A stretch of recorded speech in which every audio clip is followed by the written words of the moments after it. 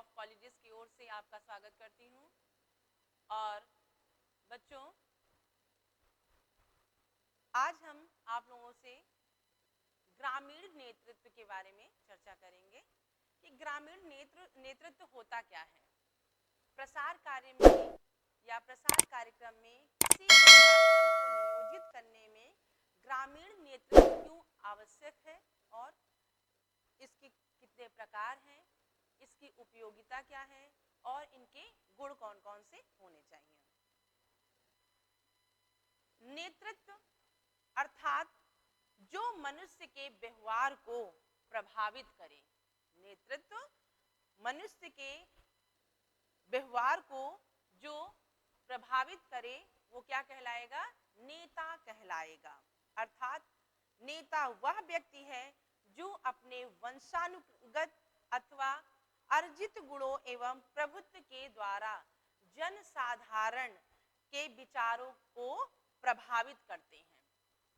क्या होता है कि नेता वह व्यक्ति है जो अपने विचारों के द्वारा दूसरों को या जनसाधारण को प्रभावित करे अपने विचारों के माध्यम से अथवा उनका मार्गदर्शन करता है, उनके व्यवहारों पर नियंत्रण करता है। प्रभुत्व वह शक्ति है या वह युक्ति है जिसे दूसरे के विचार एवं वाक्यों को बदलने में व नियंत्रण करने में के लिए प्रयोग किया जाता है। नेतृत्व के माध्यम से हम किसी को दिशा निर्देश भी दे सकते हैं, किसी का मार्गदर्शन भी कर सकते हैं, किसी पे देख रेख मतलब नियंत्रण भी लागू कर सकते हैं। तो बच्चों, नेतृत्व क्या है? क्योंकि नेतृत्व एक सामाजिक प्रक्रिया है। नेतृत्व क्या है? एक सामाजिक प्रक्रिया है जो मनुष्य समाज में रहकर अपने विचारों के माध्यम से दूसरे के व्यवहार को प्रभावित करे। वो क्या कहलाता है बच्चों? नेतृत्व कहलाता है। जो व्यक्ति अथवा उनके अनुयायियों को क्रियाशील बनाती है, मतलब कार्य करने का ढंग सिखाती है। क्या, कब, किसके माध्यम से कार्यक्रम को नियोजित करना, ये कौन करवाएगा बच्चों? ये एक अच्छे कुशल नेतृत्व की पहचान होती है। यह सामाजिक समूह का एक कार्य है जो चलता रहता है। इस प्रकार नेता वह व्यक्ति है जो समूह के एक लक्ष्य के लिए या लक्ष्य प्राप्ति के लिए प्रभावशाली ढंग से अपना प्रभाव डालता है या असर डालता है। जैसा कि विभिन्न समाजशास्त्रियों ने नेतृत्व की परिभाषाएं देते हुए यह स्पष्ट किया है, यह एक प्रभावशाली असर है या ढंग है या योजना है या कार्य है। डिक्शनरी ऑफ ऑक्सफोर्ड के अनुसार नेता वह है जो दूसरों को दिशा प्रदान करे और उनका मार्गदर्शन करे और उन्हें नियंत्रित करे। डिक्शनरी ऑक्सफोर्ड के अनुसार क्या है बच्चों? कि नेता वह है जो दूसरों का या उनका मार्गदर्शन करे और उनकी क्रियाओं को नियंत्रित करे। कब, कैसे, किसके द्वारा करना है, ये भी मतलब कार्यक्रम को नियोजित करना भी जरूरी होता है। जबकि हेमन के अकॉर्डिंग नेतृत्व वह प्रक्रिया है जिसके अंतर्गत कोई व्यक्ति दूसरे के विचार, भावना व व्यवहार को प्रभावित करता है और दिशा प्रदान करने में भी सहायक होता है और नियंत्रण भी करता है। तो इन्होंने बताया है कि नेतृत्व वह प्रक्रिया है जिसके अंतर्गत एक व्यक्ति दूसरे व्यक्ति के विचारों में, भावना में, व्यवहार में परिवर्तन करता है, व्यवहार से प्रभावित होता है।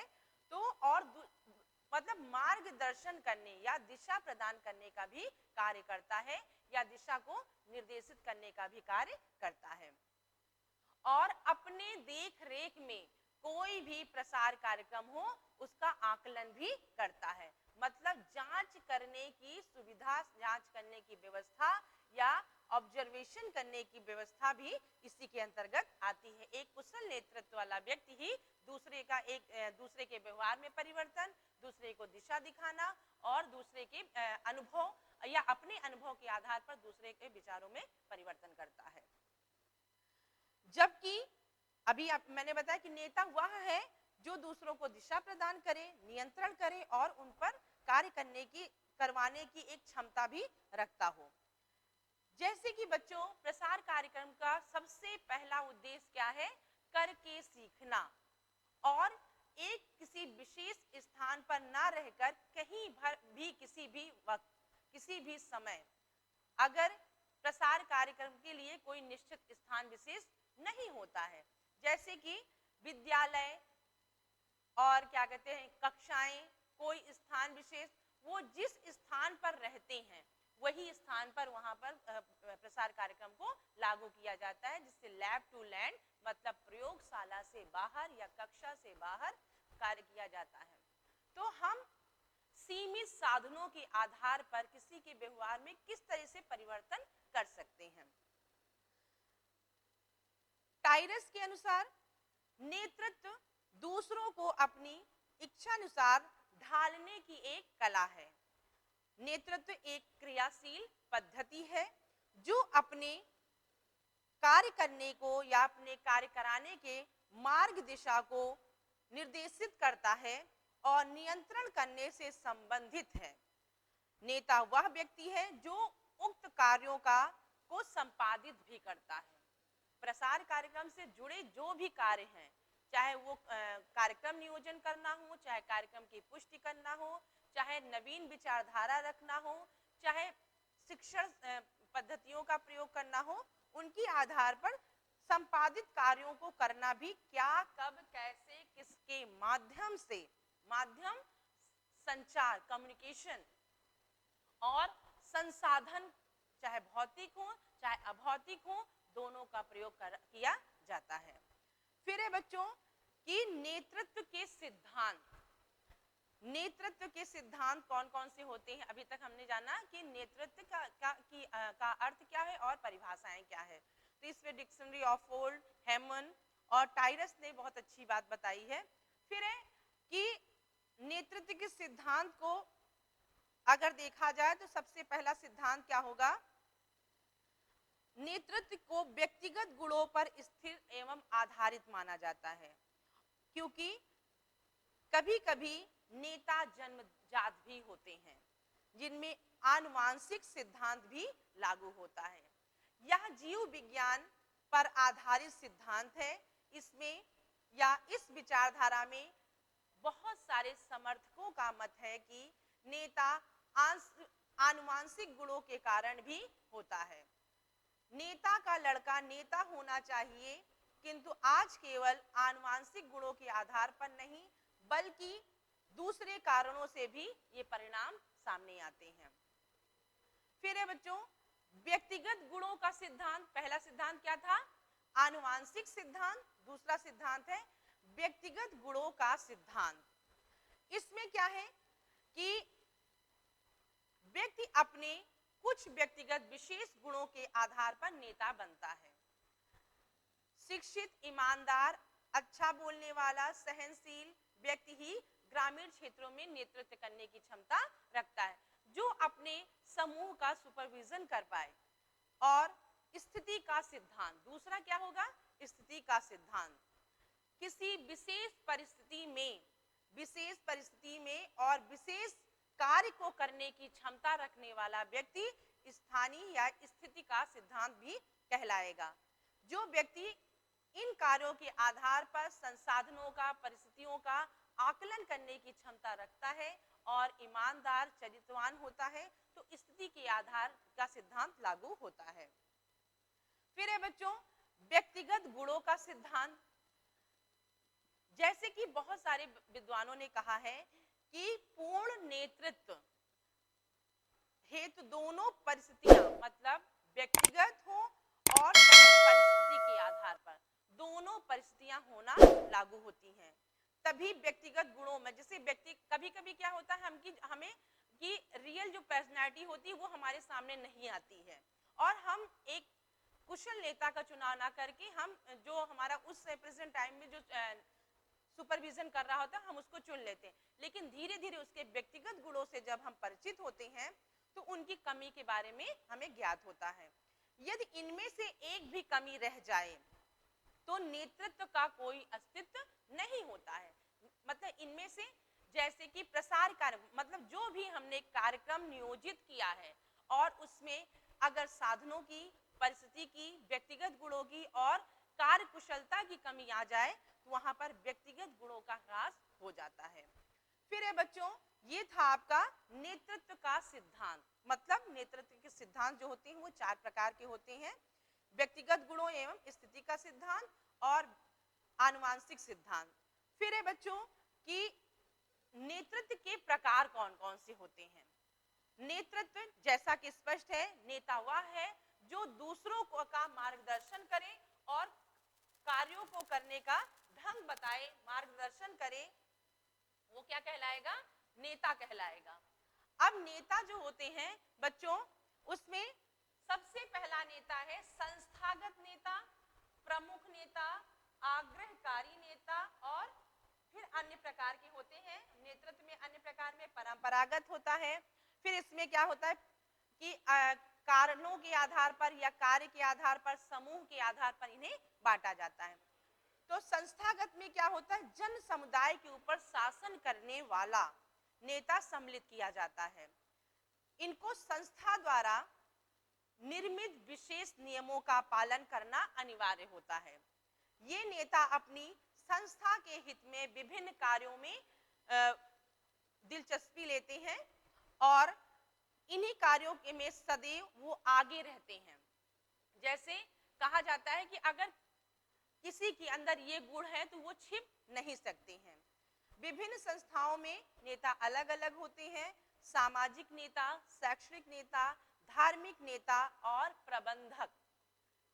प्रबंधन शैली, मतलब प्रबंधन शैली में अगर आयोजन, नियंत्रण, मूल्यांकन, समायोजन और शैक्षणिक कार्य करने की क्षमता या दूसरों पर नेतृत्व करने की क्षमता जब आ जाती है और ये इच्छा अनुसार जब की जाती है तो वहां पर संस्थागत नेता का चुनाव हम कर सकते हैं।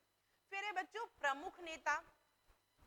प्रमुख नेता अपनी इच्छा और निर्णय के आधार पर इनका आकलन किया जाता है और ये जनता पर अपने विचारों को थोपते हैं, ना कि जनता उनसे प्रभावित हो रही है। अब क्या होता है कि अपनी इच्छा के आगे वे किसी की चलने नहीं देते हैं। जैसा कि आप लोग परिचित होंगे, किसी का नाम मैं नहीं लेना चाहती हूँ, कभी किसी भी व्यक्ति की इच्छा को अपने निर्णय पर या दूसरों पर लागू नहीं करते हैं। जैसे कि ग्रामीण सभा में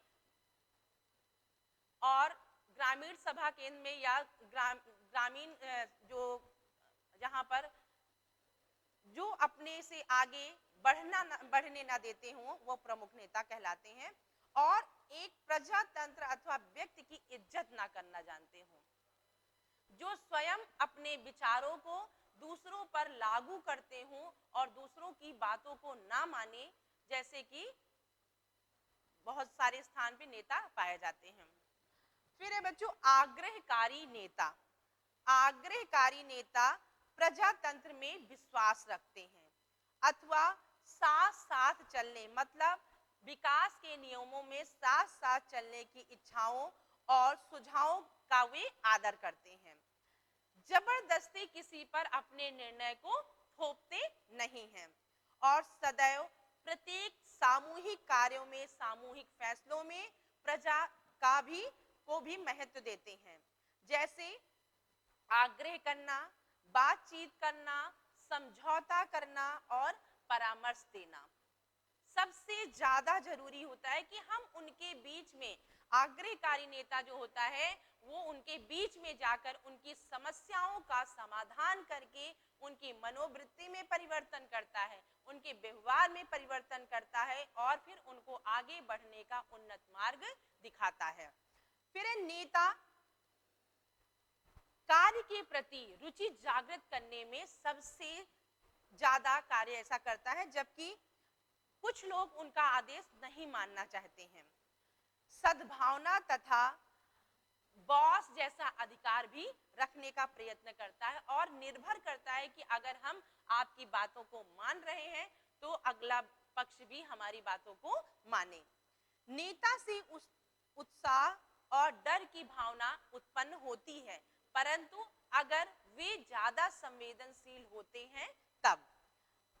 जैसे नीति का निर्धारण या कार्य का निर्धारण करने के लिए एक नेता का चुनाव करते हैं, उसी प्रकार अपनी बातों को व्यक्त करने के लिए, बातचीत करने के लिए, समझौता करने के लिए, परामर्श देने के लिए हमें एक अच्छे नेता का चुनाव करना चाहिए। नेता असफलता जानने की कोशिश करता है और जबकि जो कुशल नेतृत्व वाले होते हैं वो पहले जब किसी ग्रामीण क्षेत्र में कार्यक्रम को नियोजित करने जाते हैं तो सबसे पहले वहां की मूल समस्याओं पर विशेष रूप से ध्यान देते हैं। उन अगर समस्याओं का समाधान करते हैं तब हम वहां पर नवीन योजनाएं लागू करने की कोशिश करते हैं। अगर वो अपनी मूलभूत आवश्यकताओं से ही लड़ रहे होंगे तो हमारी नई नई आवश्यकताओं से, वो नई नई योजनाओं से वो नहीं जुड़ेंगे।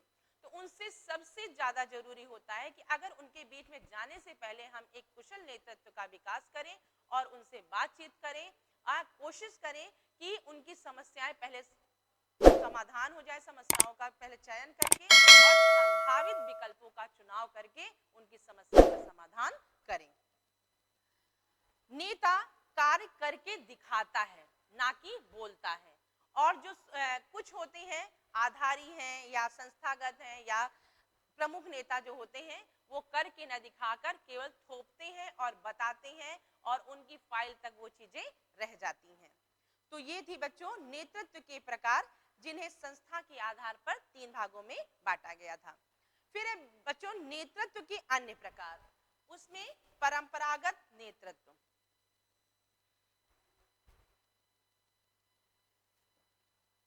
परंपरागत नेतृत्व जैसे जाति के आधार पर, धर्म के आधार पर और धार्मिक नेता के आधार पर नेतृत्व का विकास किया होता है। फिर समूह के आधारित पर जैसे एक तंत्रीय नेता, मिलिट्री जनरल, प्रजातंत्रीय नेता, विधायक, सांसद, औपचारिक नेता, ग्राम प्रधान और सभापति। अन्य पेशेवर में क्या होता है बच्चों कि इसमें संस्थागत को भी सम्मिलित कर दिया जाता है और पेशे के आधार पर भी, जैसे ग्राम विकास अधिकारी, बैंक कर्मचारी, हेडमास्टर, ये क्या होते हैं संस्थागत और पेशेवर होते हैं। जबकि ग्रामीण नेताओं का या वर्गीकरण देखा जाए तो उनकी कार्य निष्पादन शैली या संपादन शैली के आधार पर उन्हें बांटा जाता है। जो अभी मैंने बताया आपको, परंपरागत नेता, जाति नेता, राजनैतिक नेता, औपचारिक नेता, अनौपचारिक नेता और संयुक्त नेता। कृषि नेता परंपरागत, संयुक्त और राजनैतिक निर्णय लेने वाला नेता। जो व्यक्ति स्वयं निर्णय ले और निर्णय कर लेने की क्षमता रखता हो वही एक कुशल नेता कहलाएगा।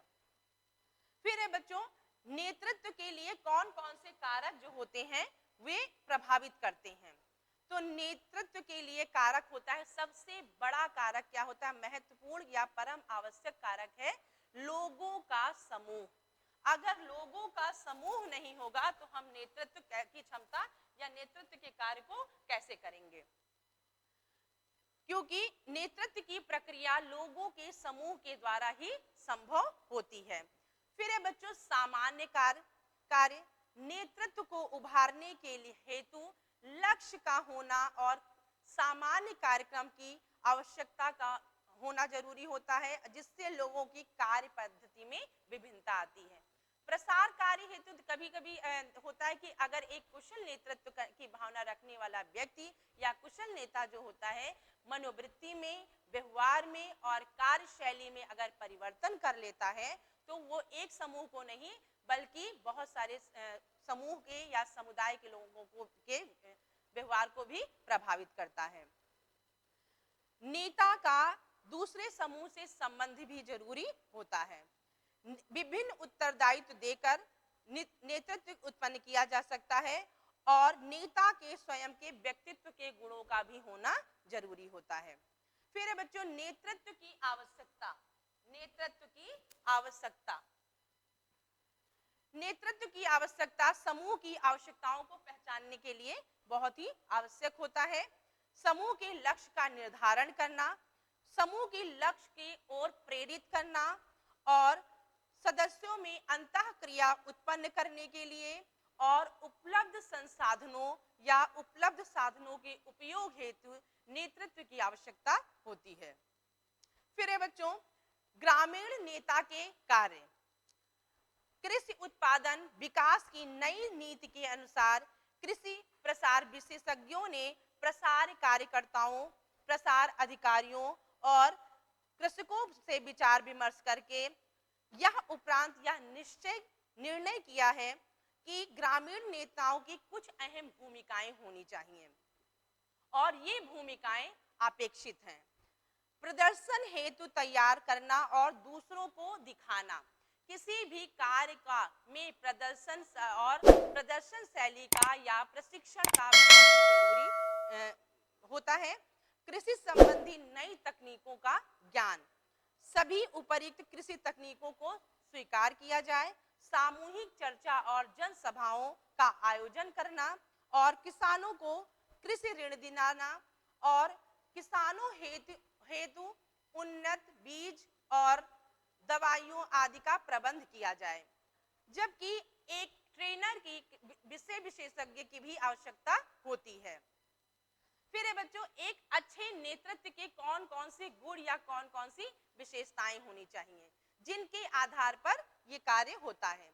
तो सबसे ज्यादा जरूरी क्या होता है बच्चों नेतृत्व के लिए?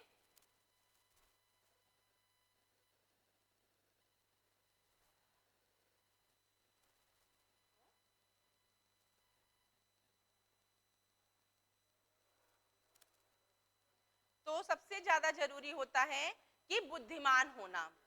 नेतृत्व के लिए बुद्धिमान होना और भला बुरा समझने की योग्यता रखने वाला व्यक्ति होना चाहिए।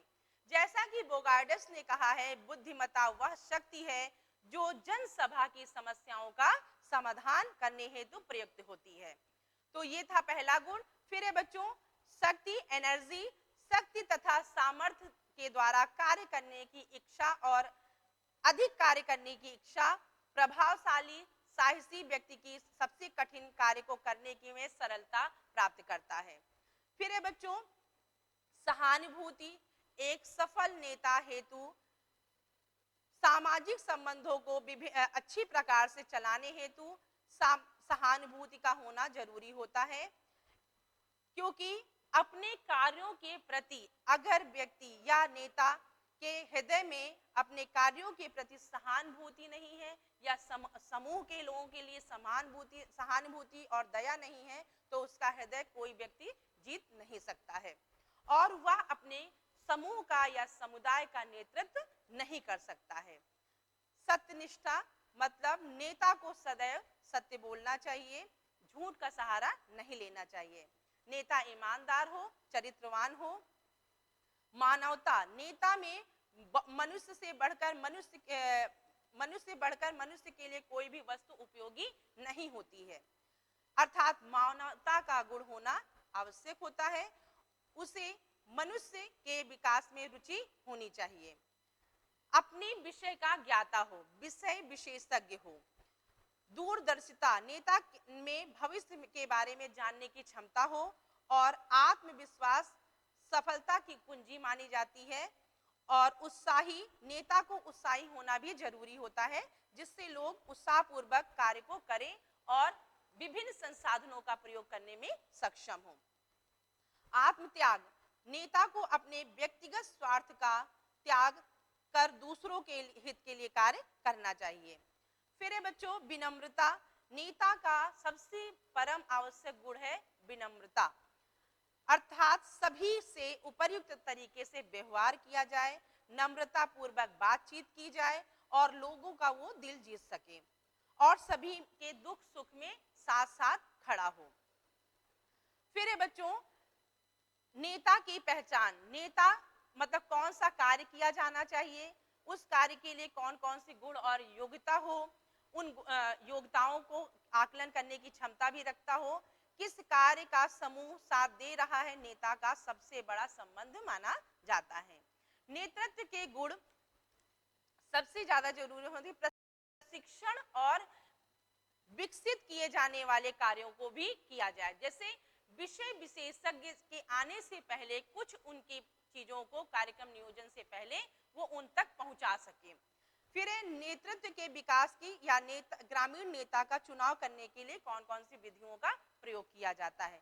तो निर्वाचन विधि, चुनाव विधि के द्वारा, सामूहिक वाद विवाद, नामकरण विधि और प्रश्नावली या वरीयता पूर्व अनुभव विधि। फिर है बच्चों नेतृत्व एवं प्रसार कार्य। किसी भी प्रसार कार्यक्रम को सफलतापूर्वक तभी चलाया जा सकता है जब प्रसार के उद्देश्य और लोगों के व्यवहार को इस प्रकार नेता प्रभावित करे कि वे स्वयं बदलने के लिए या स्वयं अनुभव करके स्वयं कार्य करके सीखने की प्रक्रिया लागू हो जाए, या स्वावलंबन की भावना लागू हो जाए, या स्वावलंबन का सिद्धांत लागू हो जाए। वहां पर स्थायी विकास किया जा सकता है। दूसरे शब्दों में कहा जाए तो मानवीय व्यवहार को प्रभावित करने वाला ही या प्रभावित करना ही प्रसार कार्य का उद्देश्य होता है, क्योंकि इसमें मनोवृत्ति में, व्यवहार में, कार्यशैली में परिवर्तन करना ही इसका मुख्य उद्देश्य या विषय क्षेत्र माना जाता है। तो बच्चों ये था हमारा ग्रामीण नेतृत्व। प्रसार कार्यक्रम में इसकी क्या भूमिका है ये मैंने आपको बताया। अगर मेरा ये लेक्चर अच्छा लगा हो, ये टॉपिक अच्छा लगा हो, हमारे चैनल को लाइक और सब्सक्राइब जरूर से जरूर करें। नमस्कार, धन्यवाद। इस वीडियो को अपने दोस्तों के साथ ज़रूर शेयर कीजिए। अगर इस टॉपिक पर आपके कोई भी क्वेश्चन हैं तो नीचे कमेंट करके पूछिए, हम उत्तर देने का प्रयास करेंगे।